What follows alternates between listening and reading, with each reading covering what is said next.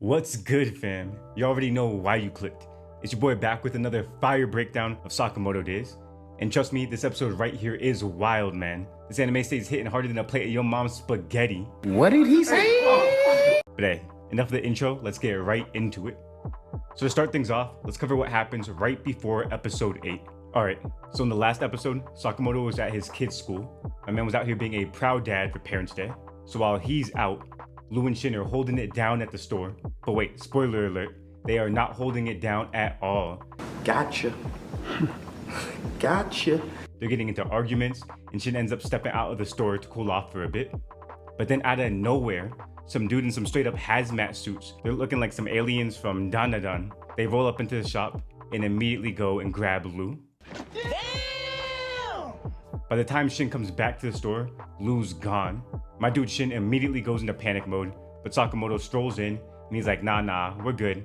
I got trackers on all of your guys' name tags, so you already know what's next. Sakamoto and Shin are going on a rescue mission, so they hop in the car and roll out to save Lou. But the dudes in the hazmat suits catch on to them. They see them on their tail, so they hop on their motorcycles and try attacking Sakamoto and Shin, but they handle them like it's light work. Damn! But after this, a dude named Siba pulls up, and bro has some unknown invisibility tech. We haven't seen this in the show at all yet. And he immediately starts attacking Shin without even being seen. So Shin gets a little worked right here. Seba then tries pulling up on Sakamoto next. But let me tell you, Sakamoto is just built different. So without even seeing Seba, Sakamoto instinctively blocks. You can't touch this. And then attacks him back effortlessly, throwing him right onto the highway. Seba gets up and dusts himself off, but he instantly regrets his life choices here. He's like, nah man, we're done with all this. Scratch the plan, let's just take Lou back to the lab and dip up out of here. This man fought Sakamoto one time and suddenly wants a no smoke at all. Crazy. But anyways, at this point, Shin realizes what's up and tells Sakamoto that these dudes are likely from the lab. Long story short, this is the spot that was experimenting on Shin when he was a kid, and they ultimately gave him his telepathic powers, but they didn't used to be so violent like they are now, so something had to have changed. And we all know that Sakamoto does not play about his people, so he's like, oh word, let's hit up the lab, let's save Lou, and find out what's happening back at your old place. But hey, from here, in episode 8, things really go off.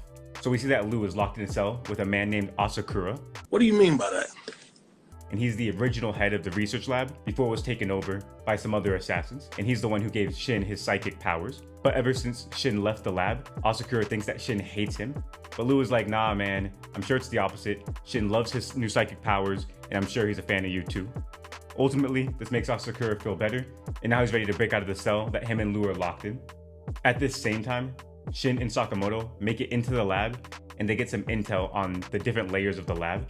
There's 5 floors in this lab in total, and each floor is guarded by a different boss from this hitman group. So after getting into the lab and reaching their floor, Sakamoto and Shin are now fighting some mad scientist dude. He has different microchips and injections that all have crazy different effects. So Sakamoto gets snuck with one of these, and it starts to make him confuse his enemies with his allies. But you know Sakamoto's the OG. He's like, bet, if it's gonna mess with my head, I'm just gonna aim for Shin instead. And this man outsmarted the situation, and he ended up landing a clean hit on the mad scientist. A little reverse psychology stuff right there, some big brain moves, you know. But hey, you know these villains don't go down that easily. So this man ends up injecting himself for round 2, and he ends up transforming himself into a budget version of the Hulk. That's crazy. How you gonna be a bootleg the Hulk? Anyways, from here, Shin goes in for a counterattack on the guy, but the chip in him makes him hit Sakamoto instead. As the fight ends up going on, even when Sakamoto is able to land a punch on the mad scientist, his punches end up being weaker than usual since he's pooling his punches because there's a chance that he accidentally hits Shin too. On the other hand, Shin is trying to read the mad scientist's mind in order to predict how to juke his attacks. But he gets hit with another needle, and this causes him to no longer have control of his body. So at this point, Sakamoto is ready for action now, and he starts attacking everyone in the room. With this method, he can't really miss because he's aiming for everybody. The only thing though, is since Shin can also read Sakamoto's mind, he's now able to dodge the incoming attacks from Sakamoto. And just like that, it's GG's for the mad scientist. This guy got straight folded. And now that business is handled there, Sakamoto and Shin are back on the grind looking for loot. But now Sakamoto and Shin are out on the lookout and talking. Bam! Before you know it, Sakamoto falls straight into a random hole. Like, bro, you're the GOAT assassin, but you forgot to peep the floor. Anyways, then we switch over to the two members of the order that infiltrated the lab. The blonde guy is Shishiba, and the girl is Asaragi. They both quickly defeated every person on the bottom floor of the lab, and now they found 3 of the bosses that are there. Shishiba says to them, "Don't get angry, we just got lost in this maze." And he's big trolling right now, for real.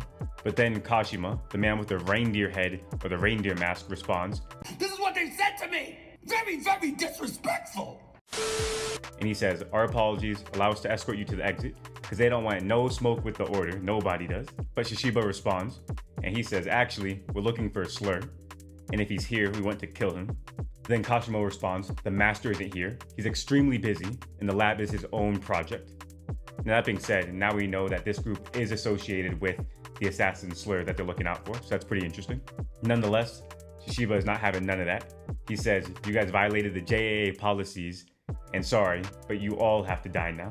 But immediately after saying this, 2 of the bosses that were standing next to Kashima instantly show up in front of Shishiba, and they're ready to attack him. But in absolutely no time at all, both of the bosses are eliminated by the order. Light work.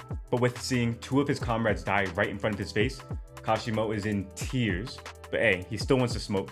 So Kashimo rips off his stitched up arm, and from out of there come crazy blades, like some Wolverine, zombie Wolverine type shit. And now the fight between Kashima and the order begins. At this point, Kashima and Shishiba go at it for a quick moment, but in no time again, Shishiba got the best of Kashima, and the order believes they just killed him. But Kashima was not finished this easily, and goes back in to attack them. But before Kashima knows it, Sakamoto comes down straight from the ceiling and lands right on him. That's mad crazy, but it looks like from here, Sakamoto's about to end up in a fight with Kashima. So things are really heating up. We see how the order is fighting and how they really make light work of everybody. But now it looks like we're gonna get a new fight with Sakamoto again. Mad fire. But hey, that's a wrap for now. If you enjoyed the video, be sure to hit the like and subscribe button, as well as the notification bell to stay up to date with all the new Sakamoto Days videos. With that being said, I'll catch you in the next video. Peace.